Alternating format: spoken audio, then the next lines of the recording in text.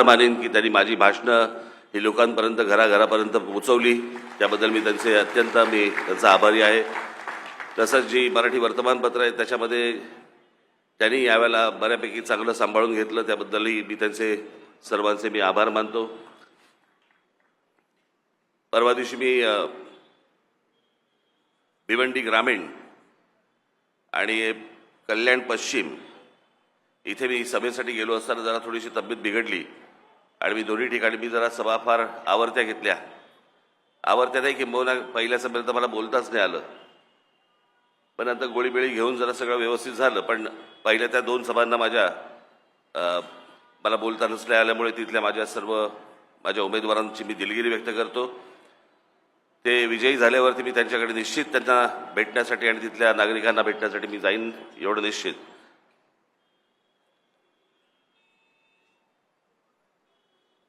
बाळा नांदगावकरांच्या इथे भारतीय जनता पक्ष आणि शिवसेना यांनी बाळाला जो पाठिंबा दिला आहे त्याबद्दल मी त्यांचे आभार मानतो. खरं तर हे आभार मला बऱ्याच मतदारसंघात मानता आले असते, पण जाऊ देत.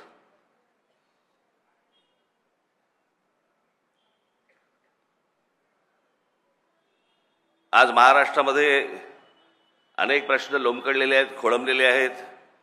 आपण ते सगळे गोष्टी पाहिलेल्या आहेत.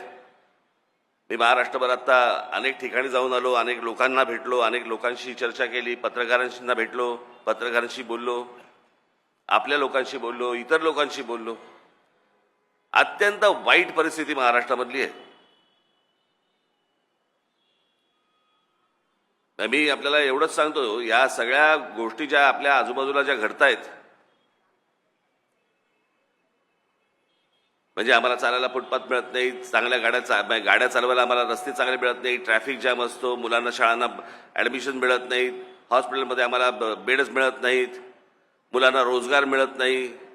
ग्रामीण महाराष्ट्रामधली मुलं शहरामध्ये येण्याचा प्रयत्न करतात, मुंबई पुण्यासारख्या ठिकाणी. मुंबई पुण्यामधली मुलं परदेशात जायचा विचार करतात. आमच्या शेतकऱ्यांच्या आत्महत्या थांबत नाही आहेत. अनेक विषय आहेत आणि ज्याची सोडवणूक झालेली नाही, त्या गोष्टींची सोडवणूक झाली नसल्यामुळे अनेक लोकांनी तुमचं लक्ष दुसरीकडे वळवावं किंवा वळावं याच्यासाठी म्हणून काही गोष्टींची सोय केली. हा खरं तर महाराष्ट्र संपूर्णपणे हिंदुत्वाने भारावलेला महाराष्ट्र, पण या हिंदुत्वाने भारावलेल्या महाराष्ट्राला त्यांचं हिंदुत्व तोडण्याचं काम प्रामुख्याने या महाराष्ट्रामध्ये शरद पवारांनी केलं आणि ते म्हणजे जातीमध्ये भेद निर्माण केले.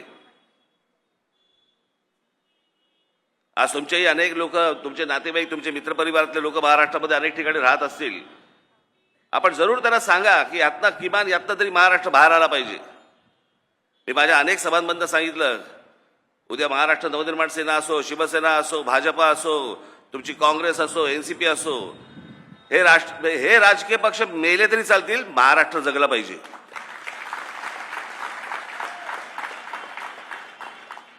आणि ज्या प्रकारचा उत्तर प्रदेश, बिहारमध्ये ज्या प्रकारचं राजकारण चालतं तसं महाराष्ट्राचं होऊ नये. अत्यंत भीषण आणि घाणेरडी परिस्थिती महाराष्ट्रामध्ये आहे.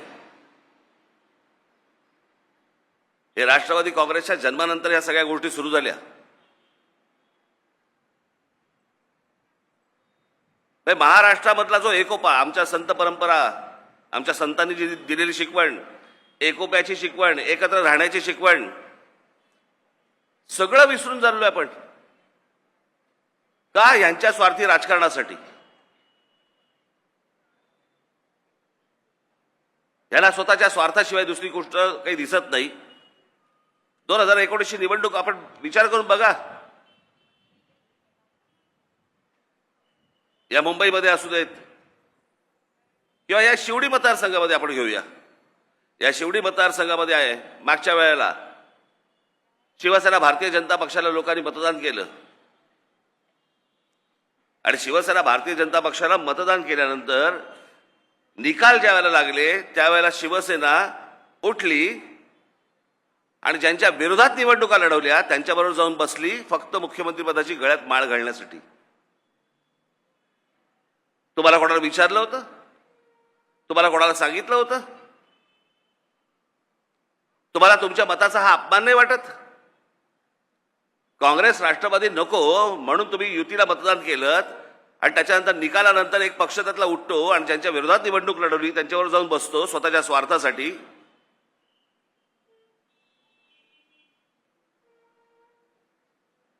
हे कोणतं राजकारण आहे? मी देशामध्ये आजपर्यंत देशाच्या राजकारणात अशी बघितलीच नाही गोष्ट की ज्यांच्या विरोधात निवडणूक लढवली निकालानंतर त्यांच्या बरोबर जाऊन बसले.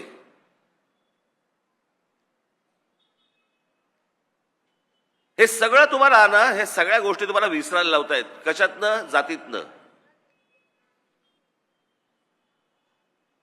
म्हणून काल परवाकडे मी एक उदाहरण दिलं की छत्रपती शिवाजी महाराज गेल्यानंतर, त्यांचं निधन झाल्यानंतर